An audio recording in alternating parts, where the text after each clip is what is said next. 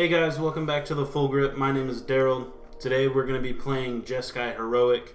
If you played Heroic back whenever Theros was an actual set the first time, that was a mechanic where if you targeted one of your creatures, the Heroic trigger would happen, very similar to 10th District Legionnaire, and you get +1/+1 counters on your creatures. This is actually beneficial in today's meta because we can actually get under the big decks and then protect ourselves with God's Willings, Fight as One, Kemetra's Blessing, and Lozotep Plating. Those are going to be our protection spells. Whenever we have our creatures in play, we always want to have one of those protection spells with us. This is quite a budget deck outside of the lands. There's only one rare outside of lands, which is Loris, and that's going to allow us to play our enchantments, mainly our Staggering Insight, and creatures if we do get board wiped early and we have to play a little bit of a longer game. But assuming you do have lands from the previous sets, you should be able to build this deck relatively easy. Just looking over the cards, the Sprite Dragon is going to be your number one card.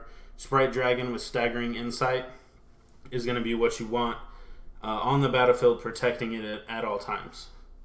Because it's just going to get so big, you're going to draw so many cards, you'll win the game relatively fast. But outside of that, we only have 12 creatures, 13 if you count Loris, and a couple pump spells, a couple draw spells, a lot of protection spells, and then our lands. So it's not hard to play outside of keeping your creature alive. It's pretty simple. You majority of the time just tack in if you have a protection spell available. Outside of that, it's relatively easy games. We do have a few games that actually show us turning the corner against a little bit of a difficult deck in this current meta. You'll see that. But outside of that, it's pretty fun, easy to play. If you guys enjoy the content, please like, comment, subscribe. For the YouTube, if you want to see a full constructed event with this deck, I do have it on my Twitch channel, which I stream every Monday, Wednesday, Friday from 9 PST to 12 midnight. And that's going to be at the Full Grip as well. I'll have that in the description for you guys. But let's go ahead and get into it and see what kind of games we can get today.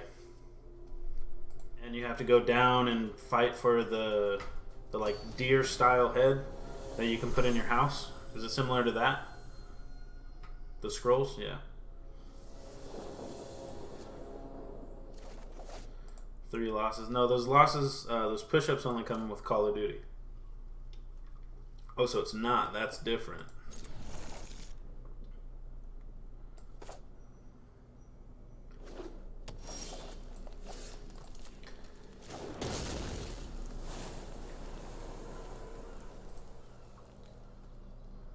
Yeah. Just a boss that spawns while you're fighting. Kind of like a random event.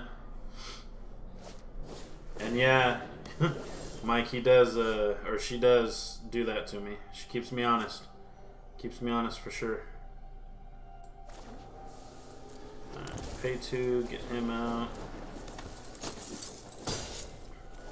So I got red, green, black with Loris.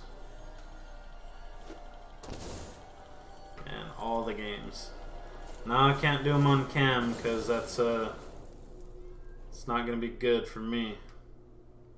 Not a good look.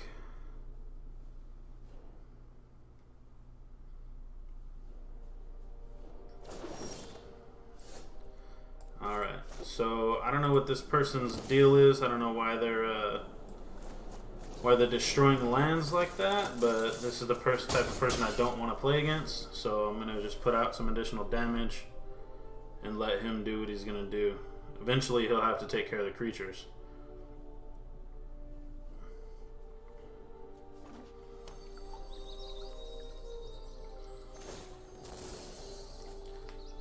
Did your question come up? Which question? Let's see. Why are you losing life for those instead of going tap like you normally do?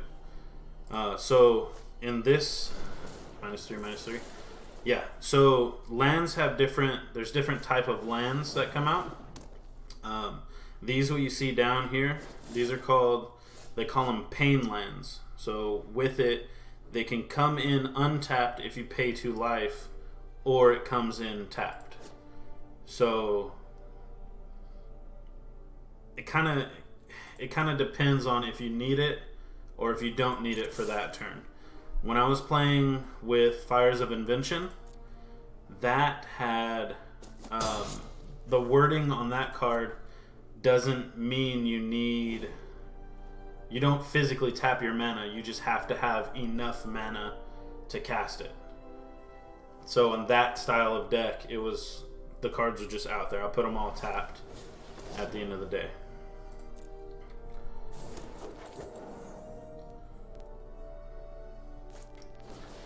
Alright, so he's out of cards. He's out of mana as well.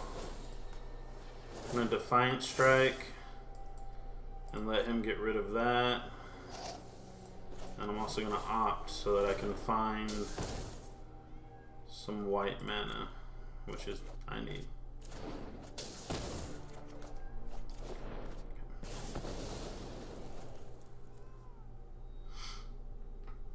Now, Joe, this land is different. This land, it's called a scry land.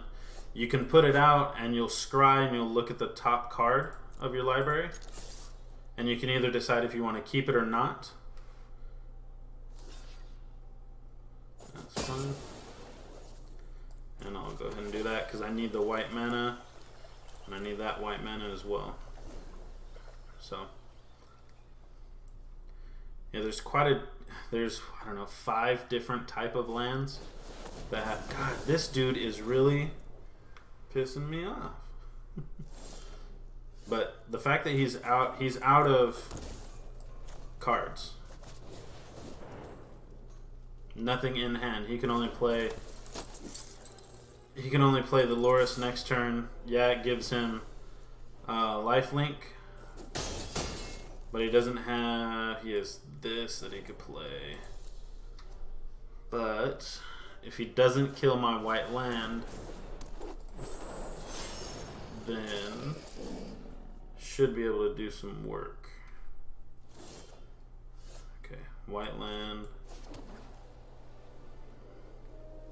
Sentinel Eyes. I'll go here. Cinder Vines is okay.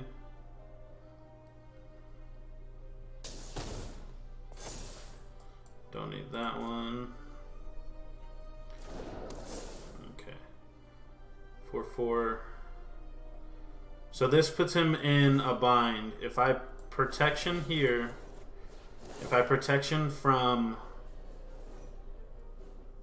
Oh, it should have been here. If I protection from green, then he has to block with the black creature. That'll work. So makes his combat step, he has to sacrifice both of his creatures to survive, or sacrifice one of them and sacrifices Loris and just kind of be stuck with 1 life.